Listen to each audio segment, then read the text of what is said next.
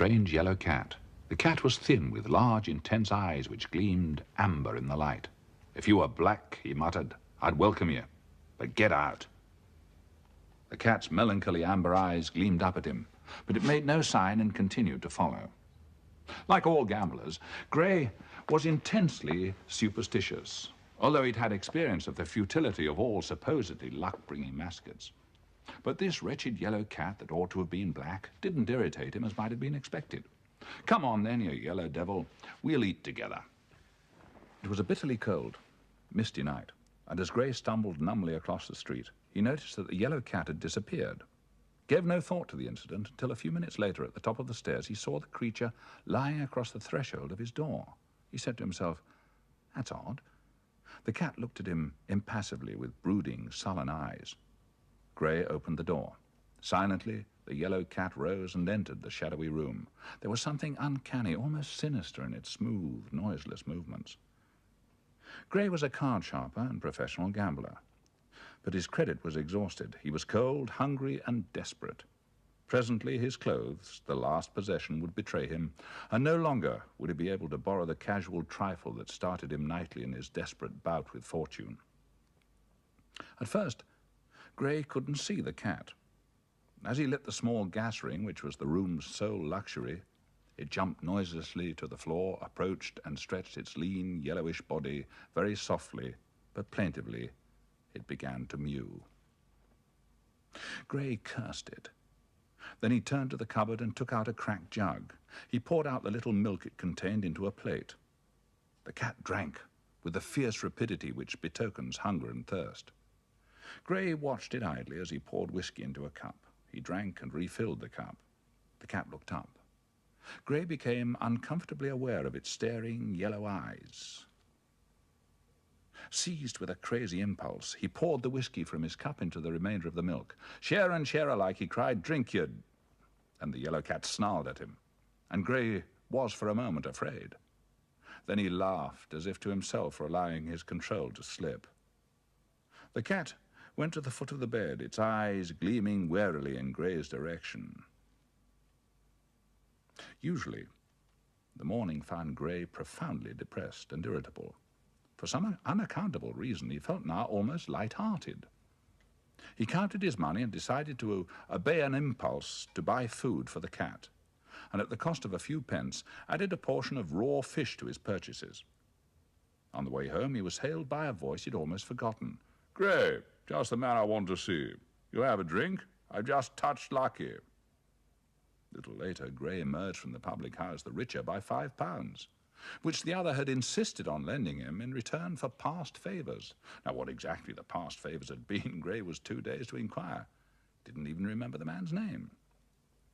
He was still trying to remember who the man was when he climbed the stairs.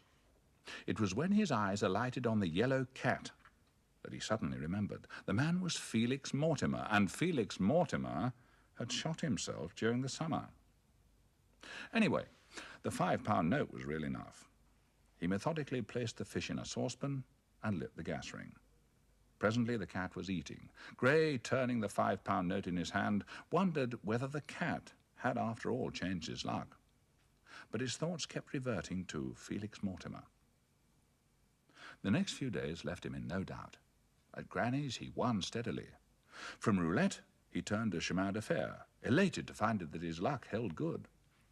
He left Granny's the richer by £200. His success was the prelude to the biggest slice of luck he'd ever known. He gambled scientifically, striving to reach that high water mark at which he could stop and never gamble again.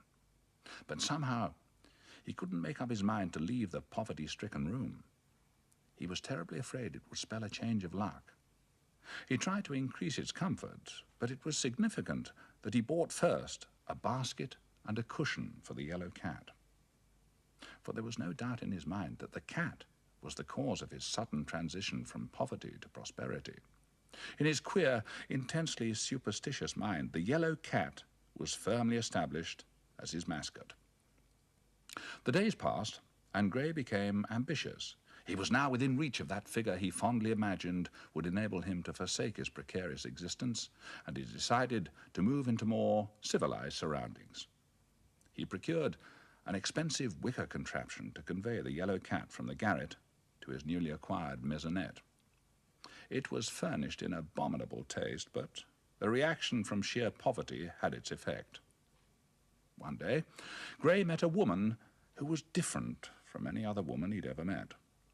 Elise Dyer, with her fair skin and her deep violet eyes, provoked him into a state of unaccustomed bewilderment. They talked one night of mascots. Gray, who'd never mentioned the yellow cat to a soul, whispered that he would, if she cared, show her the mascot which had brought him his now proverbial good luck. The girl agreed with eager enthusiasm to go to his flat. Together they took a cab to the flat, and Gray felt that he had reached the pinnacle of triumph. Life was wonderful, glorious. What did anything matter now? But as they entered the room, the cat seemed aware of something unusual, regarding them with a fierce light in its eyes.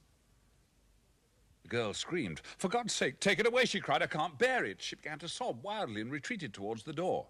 At this, Gray lost all control and, cursing wildly, seized the animal by the throat. "Now, don't cry, dear," he panted, Gray, holding the cat. "I'll settle this swine soon enough. Wait for me." Gray ran through the deserted streets. The cat lay inert in his hands, its yellowish fur throbbing. He scarcely knew where he was going. All he realized was an overwhelming desire to be rid of the wretched creature. Not far from Gray's new establishment ran the Prince's Canal. To the canal he ran, and without hesitation he threw the yellow cat into the water. The next day he realized what he'd done. "You're a coward," he thought. "Why don't you act like a man? Go to the tables. See for yourself that you can still win." That night he received a vociferous welcome on his return to the Green Baize Club. But it was as he feared. He lost steadily. And suddenly an idea came to him. Supposing the cat was still alive? Why, there was a saying that every cat had 9 lives. For all he knew, it might have swum safely to the bank and gone away. After what seemed an interminable delay, he reached the spot where he'd flung the cat into the canal. The stillness of the water brought home to him the futility of searching for the animal here. The thing preyed on his mind in the days that followed. Exhaustive inquiries failed to discover the least trace of the yellow cat. Night after night he went to the tables, lured there by the maddening thought that if only he could win, he would drug the torment and be at peace. But he lost. And then one day a strange thing happened. Gray didn't get out of his bed until late in the afternoon. He crossed the room and caught sight of himself in the glass of his wardrobe. Only then did he realize that he was clambering over the floor with his head near the carpet, his hands outstretched in front of him. He stood upright with difficulty and reached a shaking hand for brandy. It took him 2 hours to struggle into his clothes, and by the time he was ready to go out, it was nearly dark. He crept along the street. The shops were closing. He reached the corner where he halted abruptly with a queer sensation of intense hunger. On the cold marble before him lay unappetizing slabs of raw fish. His body began to quiver with suppressed desire. Another moment, and nothing could have prevented him seizing the fish in his bare hands, when the shutters of the shop dropped noisily across the front of the marble surface. Gray knew that he was very ill. Now that he couldn't see the vision of the yellow cat, his mind was a blank. Somehow he retraced his footsteps and got back to his room. The bottle of brandy stood where he'd left it. He'd not turned on the light, but he could see it plainly. He dragged it to his lips. With a crash it went to the floor, while Gray leapt into the air, savage with nausea. He felt he was choking. With an effort, he pulled himself together to find that it was beyond his power to stop the ghastly whining sound that issued from his lips. He tried to lift himself onto the bed, but in sheer exhaustion collapsed on the floor, where he lay still in an attitude not human. A whole day passed before he moved. He stared at his hands. The fingers seemed to have withered. The nails had almost disappeared, leaving a streak of hornish substance in their place.